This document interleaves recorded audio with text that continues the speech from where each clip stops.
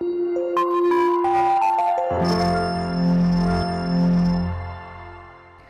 children, hope you all are doing good. Today we are starting the chapter named Periodization and Major Development. In what we read in this chapter, that is learning outcome is emergence of a new era, understanding terms and their meanings, medieval period, that is historical trends and sources of knowing medieval history, कि जो mid का period था उसमें क्या क्या हमारी developments हुई और क्या उनके मीनिंग्स थे, कौन कौन सी टर्म्स हमने यूज़ की, कैसे एक न्यू ईरा न्यू जनरेशन की शुरुआत हुई और क्या क्या किन किन चीज़ों से हमें ये पता लगता है कि मेडिवियल हिस्ट्री में यानी कि मिडल हिस्ट्री में क्या लोग खाते थे, क्या पीते थे, तो उनके सोर्सेज के बारे में पढ़ेंगे. Okay, now come to the first topic, that is emergence of a new era.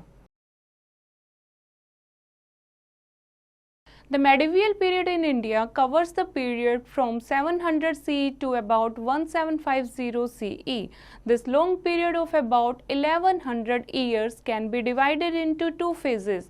The early medieval period, that is from 7th to 13th century, and the later medieval period, that is 13th to 18th century. जब हमारी history में एक new Ira आया, new source आया, तो उस period को नाम दिया गया मेडिवियल पीरियड. ओके, और कितने साल का ये मेडिवियल पीरियड था बच्चों? 1100 ईयर्स का जो साल था उसको मेडिवियल यानी कि मिडल पीरियड के नाम से जाना गया. पहले अर्ली ह्यूमंस थे, उसके बाद जो ईरा स्टार्ट हुआ that is called medieval period, और उसको दो पार्ट्स में डिवाइड किया है, early medieval period and the second is later medieval period. In the early medieval period, we find that three were constant power struggle among the regional kingdoms of North and South India and frequent rise and fall of kingdoms. Early medieval period में हम पढ़ेंगे कि कैसे struggle होती रहती थी, कैसे लड़ाइयाँ होती रहती थी अलग अलग किंगडम्स में, नॉर्थ किंगडम में और साउथ इंडिया में जो अलग अलग साम्राज्य था, अलग अलग राजा रूल करते थे, कैसे उनकी आपस में लड़ाई होती रहती थी और कैसे कभी कोई हार जाता था, कभी कोई जीत जाता था. But along with these internal troubles, the Turkish invasions of India began from 1000 CE onwards. Ultimately, the Turks established their kingdom called the Delhi Sultanate. The Sultanate flourished between 1200 CE and 1526 CE, encouraging the regions of Turks, Khaljis, Tughlaqs and Lodhis. The Delhi Sultanate were overthrown by the Mughals in the 16th century. With the arrival of these Muslim rulers, a new religion, that is Islam, new language, that is Arabic and Persian, and a new richer culture known as Indo-Islamic culture developed in India. Okay बच्चों, जब ये north और south के kingdoms की आपस में लड़ाई चल रही थी तो उस टाइम कौन आए? तुर्कीज़ लोग आए. तुर्कीज़ लोगों ने क्या किया, दोनों के बीच में खुद वो इन्वेशन आए, वो जीत गए और उन्होंने अपना टर्किश का पीरियड शुरू कर दिया. टर्किश का जो पीरियड था जब तुर्क राजाओं ने रूल किया उसको नाम दिया गया दिल्ली सल्तनत का नाम दिया गया. और ये दिल्ली सल्तनत का जो पीरियड था ये बहुत अच्छे से फला फूला फ्लोरिश हुआ 1200 CE से 1526 के बीच में, और इससे तुर्क, खालजी, तुगलक और लोधी ये अमर्ज हुए, ये उभरे इंडिया में.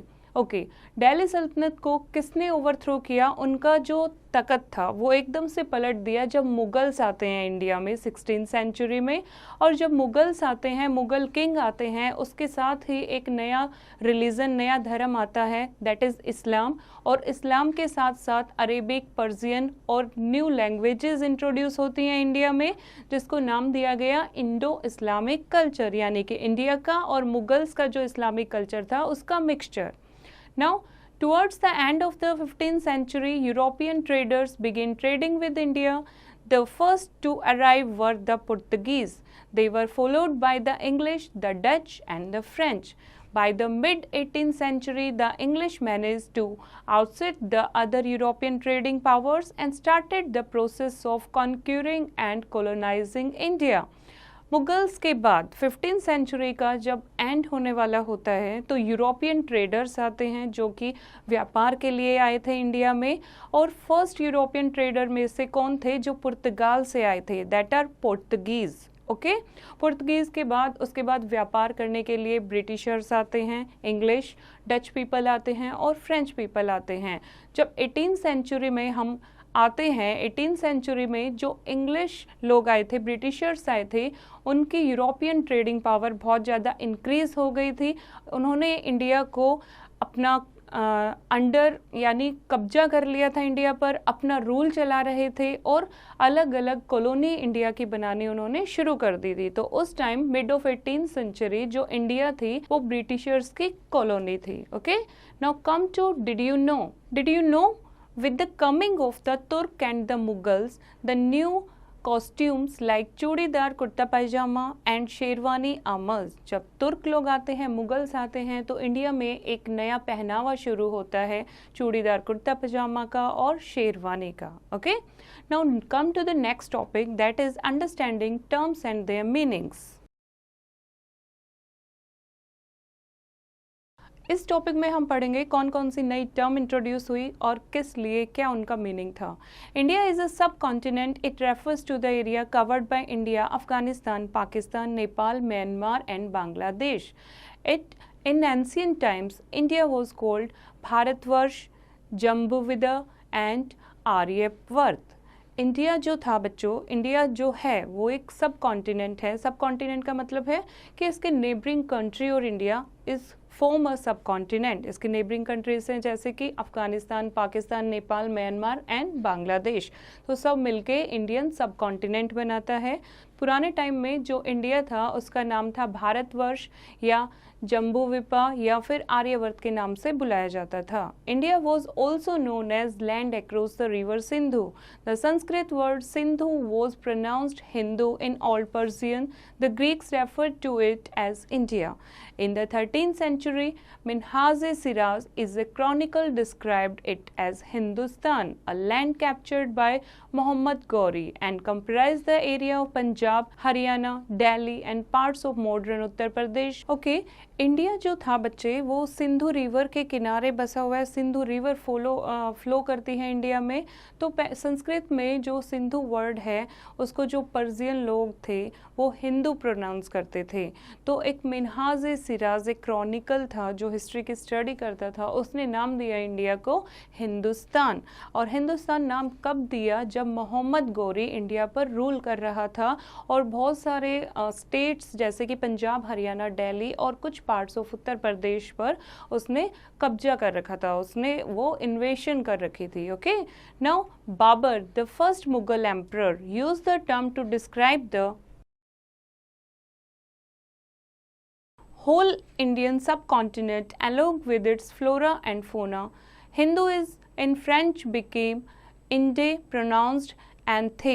This word came into the English as India. The same term nowadays has underwent a change in meaning. Similarly, the word foreigner means a person who belong to a country that is not our own. But in medieval times, a foreigner or Pardesi stood who came into the town or village from outside. Babur जो बच्चे first Muslim king था, उसने Indian सब continent को flora and fauna के नाम से प्रसिद्ध किया। फ्लोरा एंड फोना यानी कि अपने जो जंगल है वहाँ पर और जो फल एनिमल्स की वैरायटीज़ हैं, पेड़ पौधों की वैरायटी है, उस इंडिया जो है उससे भरा हुआ है, फ्लोरिश्ड है। ओके, तो फिर उन्होंने धीरे धीरे सबने अलग अलग नाम से इंडिया को प्रोनाउंस किया। किसी ने इंडिया जो वर्ड है वो इंडे नाम से निकला, ठीक है, जो इंग्लिश में इंडिया प्रोनाउंस करने लगे लोग, और धीरे धीरे बहुत सारे नेम में चेंजेस हुए। और फॉरेनर जो वर्ड है, फॉरेनर पहले किसको कहा जाता था? फॉरेनर अब कहा जाता है कोई दूसरी कंट्री से अगर आता है अपनी कंट्री में तो उसको फॉरेनर कहते हैं। लेकिन उस टाइम पर अगर कोई दूसरी स्टेट से या दूसरे टाउन या दूसरे विलेज से भी आता था तो उसको फॉरेनर कहते थे मेडिवियल टाइम में। Okay, now come to the next medieval period, that is historical trends. The medieval period 8th century to 18th century witnessed many historical trends. These are as follow. कौन से trend उस time आए थे? First है the earlier invaders like the Greeks who came to India followed Indian religion, Hinduism and Buddhism. The new invaders, Turk, Afghans and Mughals brought a new religion, Islam, with them. Islam spread in India. Later on, Sikhism was born and advent of Europeans saw the spread of Christianity. Hinduism also underwent major changes but remained the main religion of India. Okay, what will we cover in the first topic? First topic में हमने पढ़ा जो Mughals आए थे उन्होंने कौन सा religion introduce किया? इस्लाम. ओके, इस्लाम को स्प्रेड किया. उसके बाद सिखिज्म स्टार्ट हुआ धीरे धीरे जब यूरोपियंस लोग आए और उन्होंने क्रिश्चियनिटी को शुरू किया. इतने रिलीजन इंट्रोड्यूस होने के बाद भी हिंदुइज्म जो था वो मेन रिलीजन था इंडिया का. ओके, और हिंदुइज्म और बुद्धिज्म पहले जो इंडियन थे वो सिर्फ 2 ही रिलीजन फॉलो करते थे, हिंदुइज्म एंड बुद्धिज्म. फिर मुगल्स आए तो इस्लाम इंट्रोड्यूस हुआ, फिर सिखिज्म, फिर Christianity.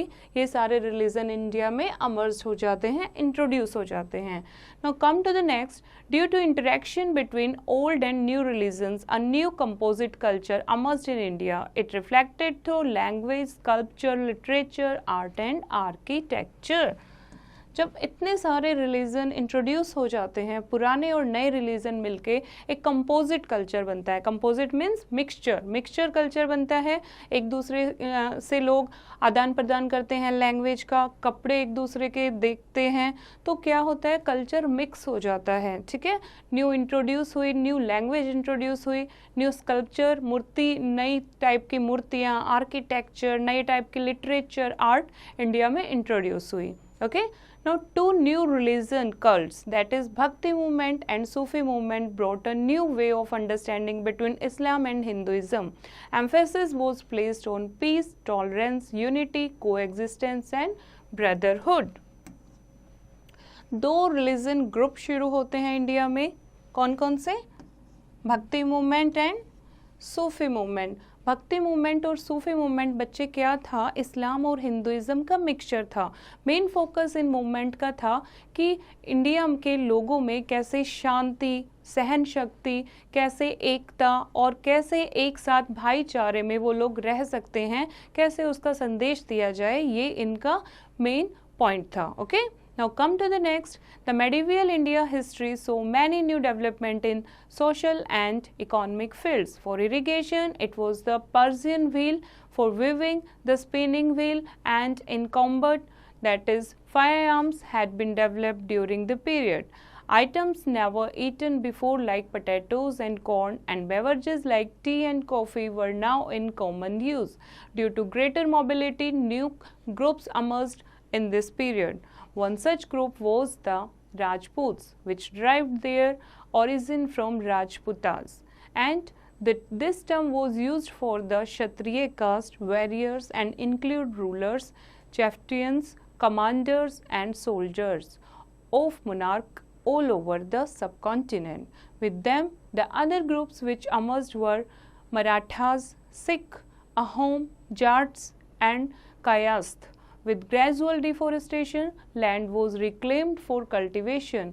It led to the changes in habitat of forest dwellers. They became peasants and part of a large complex society. Some peasants had more land, some more cattle, and others participated in artisanal activities. All the peasants had to pay taxes to local lords. Okay. What will we cover in this topic? Medieval period में जब इतनी सारी development हो रही थी तो agriculture की field में भी डेवलपमेंट हुई. ओके, इरिगेशन के लिए पर्शियन व्हील यूज किया जाने लगा. ओके, वीविंग के लिए स्पिनिंग व्हील और कॉम्बट फायर आर्म भी उस टाइम डेवलप हो गई थी. और ऐसे ऐसे क्रॉप लोग ग्रो करने लगे थे जो पहले उन्होंने कभी नहीं खाई थी, जैसे कि आलू, मक्का, कॉर्न है और टी कॉफ़ी है, ऐसे ड्रिंक शुरू हो गए थे, ये कॉमन हो गई थी, आम बात हो गई थी मेडिवल पीरियड में। लोग इधर से उधर मूव करते थे, तो इतनी ज़्यादा मोबिलिटी के कारण क्या हुआ, एक नया ग्रुप अमज जाता है, नया ग्रुप सामने आता है, जो क्या थे, राजपूत थे। राजपूत कौन सी क्लैन से बिलोंग करते थे, क्षत्रिय क्लैन से। तो जितने भी आर्मी के चीफ्टियन थे या रूलर थे, कमांडर थे, सोल्डर थे, जो भी साम्राज्य के लीडर्स थे, वो कौन सी क्लैन में आने लगे, क्षत्रिय कास्ट में। क्षत्रिय दैट इज राजपूत, ओके। और इसके साथ साथ और भी छोटे छोटे बहुत सारे ग्रुप अमर्ज होते हैं, जैसे कि सिख, अहोम, जाट, कायस्थ।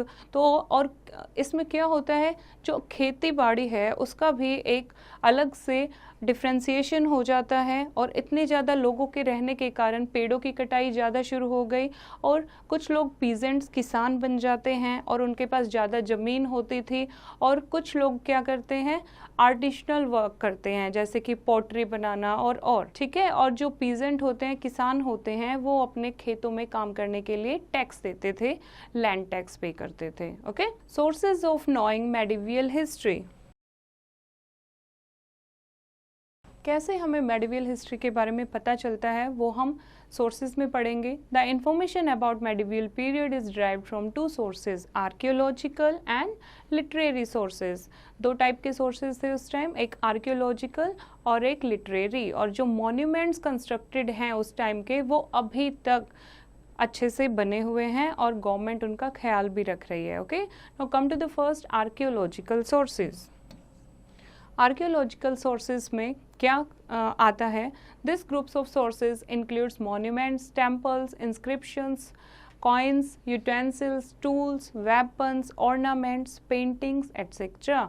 जो भी मॉन्यूमेंट हैं, बड़े बड़े स्मारक बने हुए हैं, इमारतें बनी हैं, मंदिर हैं पहले के, इंस्क्रिप्शंस हैं या कॉइन हैं, यूटेंसिल्स हैं जो कि मेटल्स वगैरह के बने हैं, टूल्स हैं, वेपन्स हैं या ज्वेलरी है, कोई भी पेंटिंग है, वो सारा कवर होता है बच्चे आर्कियोलॉजिकल सोर्सेज में। तो उस टाइम के जो भी टेम्पल है, मॉन्यूमेंट है, उनसे कॉइन्स हैं, उनसे हम पता लगा सकते हैं कि उस टाइम कौन सा राजा था, उस टाइम वो उसे क्या पसंद था और कैसा कल्चर था। Many rulers in south India constructed temples like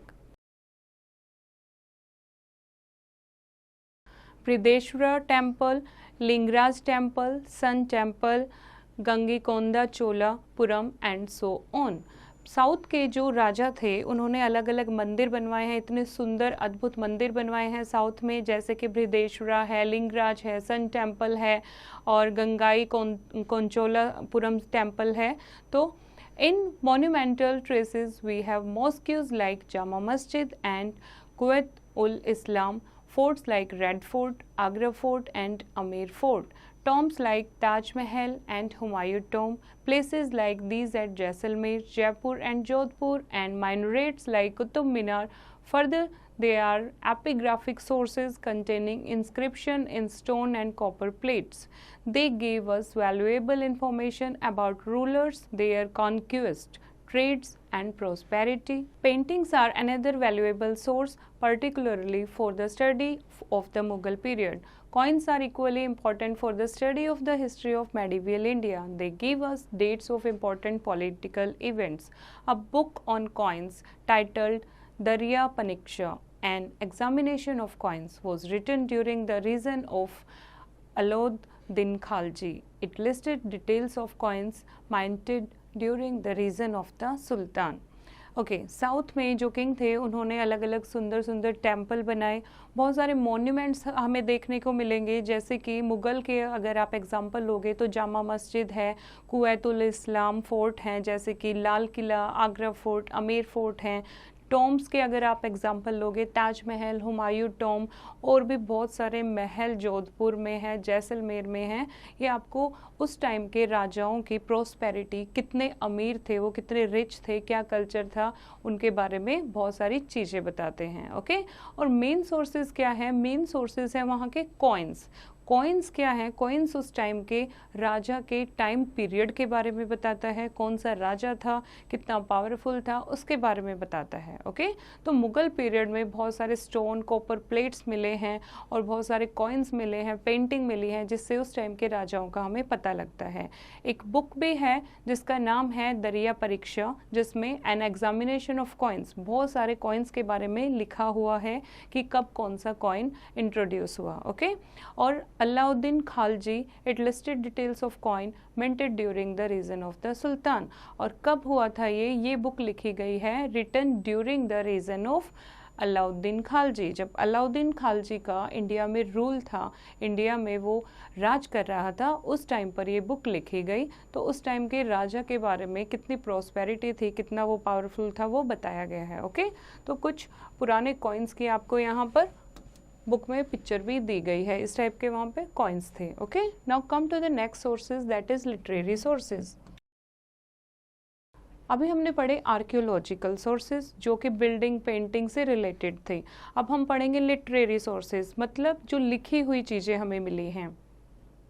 Since paper became available in good quantum, a lot of written accounts in form of chronicles, autobiographies, farmans and accounts of foreign travelers are available of this period in Persian and Arabic. These provide a detailed account of rulers, their achievements and lifestyle which existing during the period. बहुत सारे हमें written sources मिले हैं, कौन सी language में? Persian and Arabic language में। ठीक है, इन दो लैंग्वेजेस में हमें मेडिवियल टाइम के बहुत सारी ऑटोग्राफी जो कि आत्मजीवनी होती है, और बहुत सारे लोग जो हिस्ट्री की स्टडी करते थे उन्होंने कुछ लिखा, फरमान्स थे, और भी जो फॉरेन से लोग आते थे, ट्रैवलर आते थे, वो इंडिया में क्या देख रहे हैं, उन्होंने भी कुछ लिखा है। तो हमें बहुत सारे ऐसे लिटरेरी सोर्सेज मिले हैं जो उस टाइम के रूलर के बारे में, उनकी क्या अचीवमेंट थी, क्या लाइफस्टाइल था, वो चीज़ें याद दिलाती हैं। ओके, फर्स्ट हम रीड करेंगे क्रॉनिकल स्टडी। क्रॉनिकल क्या होता है? The term it is a record of rule of kings and life at the court. Some of the major chronicle of this period include, chronicles में लिखा होता है कि rule of king, record of rule of king, कि कौन से राजा ने कौन से टाइम पीरियड तक रूल किया, एंड उसकी जो राज दरबार की लाइफ थी वो कैसी थी। ओके, और क्या क्या इंक्लूड होता है इसमें? जैसे कि Rajatarangini by Kalhana, a minister and poet of Kashmir, ये एक बुक लिखी है, ये एक क्रॉनिकल अकाउंट है जो कल्हाना ने लिखा है, जो एक पोइट थे कश्मीर के। ओके, नाउ नेक्स्ट इज तारीखे फिराज शाही by Ziauddin Barani which describes accessions from Balban to Firoz Shah Tughlaq. ये एक अनदर अकाउंट है। And Tughlaqnama by Amir Khusrau dealing with reign of Khaljis and Tughlaqs, एक तुगलकनामा क्रॉनिकल है जो उस टाइम के, किसने? अमित खुसरो ने लिखा है, उस टाइम के खालजी और तुगलक किंग थे उनके बारे में। Prithviraj Raso by Chand Bardai dealing with the life and times of Prithviraj Chauhan. Prithviraj chronicle है एक, पृथ्वीराज रासो, ठीक है, किसने लिखी है? चंद्र बरदाई ने लिखी है, जो पृथ्वीराज चौहान का उस टाइम रूल था, उसका लाइफस्टाइल था, उसके बारे में लिखी गई है। ओके, तो ये हमें क्रॉनिकल्स मिले हैं मेडिवियल पीरियड में। अब हम बात करते हैं ऑटोबायोग्राफीज एंड बायोग्राफीज, लोगों की लाइफ के बारे में, जो खुद ने आत्मकथा लिखी या किसी और ने उनकी जीवनी के बारे में लिखा। Okay, These include autobiography or biography of a ruler. Some of the famous ones include, कौन सी फेमस हैं उस टाइम की? फर्स्ट इज फुतरुत अ फिरोज शाही बाय फिरोज शाह तुगलक, तुजक अ Baburi by Babur, Humayun nama by Gulbadan Begum, and Akbar nama by Abdul Faizal, and Alamgirnama by Mirza Kazim.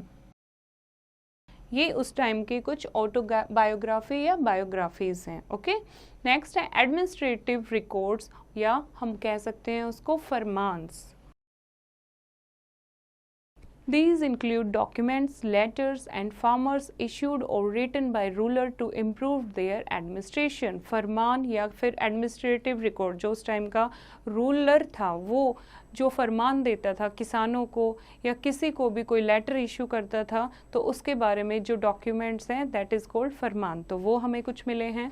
Next is important foreign travellers and their accounts. जो important foreign travel जो India में घूमने के लिए आए उन्होंने क्या क्या लिखा है. फर्स्ट है Al Masudi, that is in 957 CE.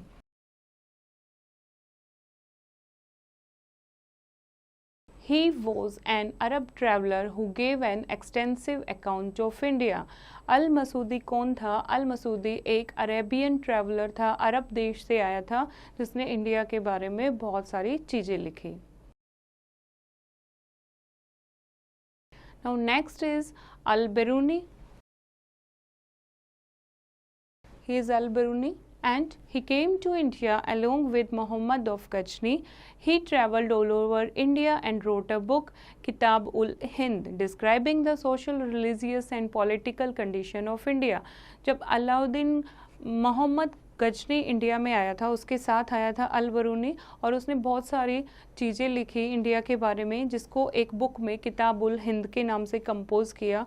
India में क्या सोशल कल्चर है, कौन सा धर्म है, वहाँ पे पॉलिटिकल कंडीशंस कैसी हैं, वो सारी इसमें डिस्क्राइब की. Next is Ibn Battuta. Ibn Battuta, he was a Moorish traveler who visited India during the reign of Muhammad bin Tughlaq. His book Rihla, the Travelogue, throws a lot of light on the reign of Muhammad bin Tughlaq and the geographical, economic and social condition in India. उसने एक book लिखी Ibn Battuta ने, that name is Rihla, जिसको ट्रैवलोग भी बोला जाता है. मोहम्मद बिन तुगलक के टाइम पे इब्न बतूता आया था और मोहम्मद बिन तुगलक के बारे में उसने बहुत सारी इन्फॉर्मेशन लिखी हैं कि उस राजा ने उस टाइम पर क्या अचीवमेंट उसको मिली और क्या क्या इंडिया में किया. इंडिया की जियोग्राफिकल, इकोनॉमिक और सोशल कंडीशन के बारे में इस बुक में कंपोज किया है. Next is Domingo Paes. Domingo Paes, he was a Portuguese traveler who visited the court of Krishna Deva Rai of the Vijayanagara empire. जो पुर्तगीज़ ट्रैवलर था और विजयनगर एम्पायर में कृष्णदेव राय के बारे में उन्होंने बहुत सारी चीज़ें लिखी हैं. Next is William Hawkins. William Hawkins was an English ambassador of King James at the court of Jahangir. Jahangir के टाइम पर ये कौन थे? इंग्लिश एम्बेसडर थे विलियम हॉकिंस. इन्होंने भी इंडिया के बारे में बहुत सारी चीज़ें कंपोज की हैं. Sir Thomas Roy.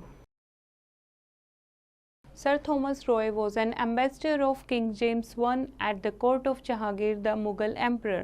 जो मुगल एम्पर थे, मुगल राजा थे जहांगीर, ये भी उनके कोर्ट में एम्बेसडर थे किंग जेम्स I के. Okay, now come to the key points. क्या क्या हमने इस चैप्टर में पढ़ा है वो हम एक क्विक रिव्यू करते हैं. Okay, the medieval period in India covers the period from 700 CE to about 1750 CE.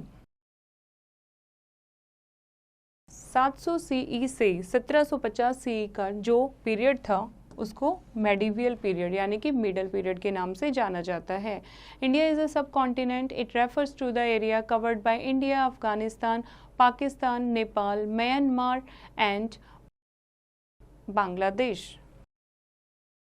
India एक सब कॉन्टिनेंट है जो अपने साथ अपने पड़ोसी देशों को भी इंक्लूड करता है. Archaeological as well as literary source help reconstruct the period. Archaeological जो सोर्सेज हैं जैसे कि monuments, building, painting, coins etcetera, इनसे हमें काफ़ी कुछ हिस्ट्री के बारे में पता लगता है. ओके, उस पीरियड के बारे में पता लगता है. Archaeological sources include monuments, temples, inscriptions, coins, utensils, tools, weapons, ornaments and paintings. Archaeological sources में क्या क्या आता है, जैसे कि टेम्पल है, इंस्क्रिप्शन है, कॉइन, यूटेंसिल, टूल्स हैं, पेंटिंग्स हैं, ये सारी चीज़ें आर्कियोलॉजिकल सोर्सेज में आती हैं। Literary sources include chronicles, autobiographies, biographies, administrative records, फरमान्स and accounts of foreign travellers. दो टाइप के सोर्सेज से हमें हिस्ट्री के बारे में पता लगा है, archaeological and literary. Literary sources में आते हैं क्रॉनिकल, ऑटोबायोग्राफी, बायोग्राफी और फरमान जो थे या फॉरेन ट्रैवलर ने जो लिखा वो सारे रिकॉर्ड। ओके, आई होप बच्चों आपको ये चैप्टर समझ आया होगा। फिर से सेल्फ स्टडी करेंगे और एक्सरसाइज की प्रैक्टिस खुद से करेंगे।